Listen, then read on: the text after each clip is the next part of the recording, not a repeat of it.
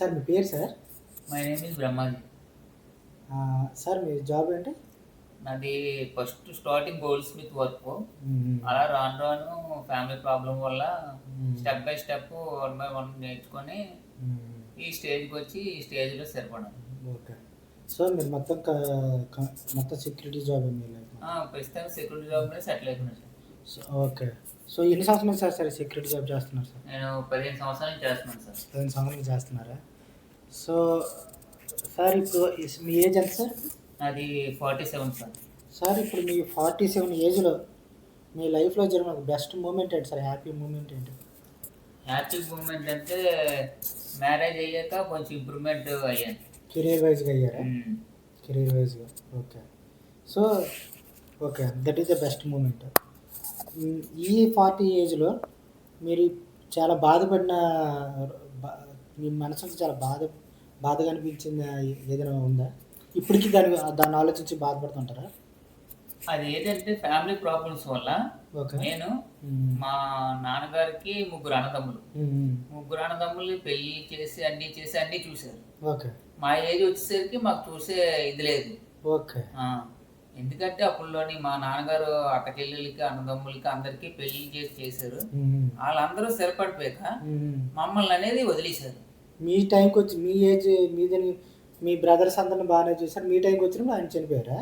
అంటే paralysis stroke వచ్చి మంచం మీద ఉండి చాలా నాళ్ళు ఇదైపోయి చనిపోయారు. అప్పుడు మీ ఏజ్ సార్? నా ఏజ్ అప్పుడు 10 ఇయర్స్ అలా ఉంటుంది. అబ్బా! అప్పుడు మీకు అప్పటి నుంచే ఫ్యామిలీ ప్రాబ్లమ్స్‌ని రన్నింగ్ చేసి అలా జాగ్రత్తగా ఈదుకొనొచ్చి హ్మ్. మ్యారేజ్ అయ్యాక నాకు సెటిల్ అయింది. సో, ఇప్పుడు మీ ఫ్యామిలీ మీరందరూ హ్యాపీయా? Happy sir. మీ పిల్లలేం చేస్తుంటారు సార్? పిల్లలు ఇద్దరు పిల్లలు. ఒక పిల్లకి క్యాన్సర్ వచ్చి మహాత్మా గాంధీ హాస్పిటల్‌లో ట్రీట్మెంట్ చేయించాను. ఓకే. నా డబ్బులు ఓన్‌గా 4 లాక్స్ అయింది. గవర్నమెంట్ ఇచ్చి 25 లాక్స్ అది గవర్నమెంట్ ఆధార్ ద్వారా చేయించాం. బ్లడ్ టెస్ట్‌లకి ఈటికి ఆటికి అన్నిటికి చాలా మన మనీ. ఆళ్ళ మనీతో సంబంధం లేదు. నెక్స్ట్ ఇది ప్లేట్‌లెస్‌లని అవన్నీ ఇవన్నీ. చాలా ప్రాబ్లమ్ పడ్డాను. చాలా ఫేస్ అనిపించారు. సార్ ఇప్పుడు మీ జీతం ఎంత సార్? నాది ఇప్పుడు 60,000 సార్. సార్ ఈ 16,000 జీతంతోనే ఇన్ని సంవత్సరాలు ఫ్యామిలీని నడిపించినప్పుడు ఏ రోజు మీకు బాధ అనిపించలేదా? బాధంటే ఆటోమేటిక్‌గా ఒక లైన్‌లో మనం వెళ్తున్నప్పుడు అది వెనక్కి ముందుకు అవ్వకుండా అలా ప్రయాణిస్తున్న కొద్దీ అది వెళ్తూనే ఉంటది గానీ, అది బేసిక్ చేసుకొని వెనక్కి ముందుకు టచ్ చేయడం అంటే ఇంకా ఎటు వెళ్ళకుండా ఇంకా ఉండిపోతుంది. లైఫ్ పాడైపోతుంది. పాడైపోతుంది. హుహు. సో, అయితే మీ ఫ్యామిలీ మొత్తం మీ మీదే డిపెండెన్స్ ఉంది. అంటే మా మదర్ చనిపోయారు.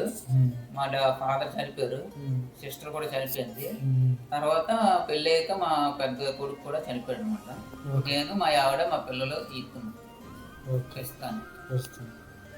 హ్మ్. ఇప్పటికి కూడా ఏ విధమైన సపోర్ట్ అనేది లేదు.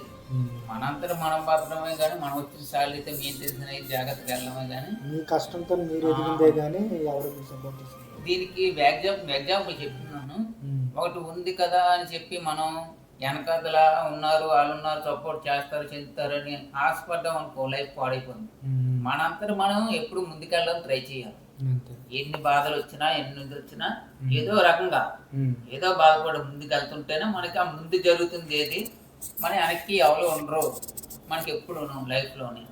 ఓకే. సో, మీ ద్వారా నేను తెలుసుకుంది ఏంటనేసంటే, మనకున్నదంతా సర్దుకుపోతే ఎంత కష్టమైన ఎవరికైనా లైఫ్‌నైనా మనం వెళ్ళొచ్చు. అది తీసుకొని వెళ్ళొచ్చు. వెళ్ళొచ్చు. కష్టాన్ని భయపడకుండా దాన్ని మాత్రం ప్రాబ్లమ్ సాల్వ్ చేసుకొని వెళ్ళాలి. Okay. Thank you. Thanks. Okay sir. Thanks.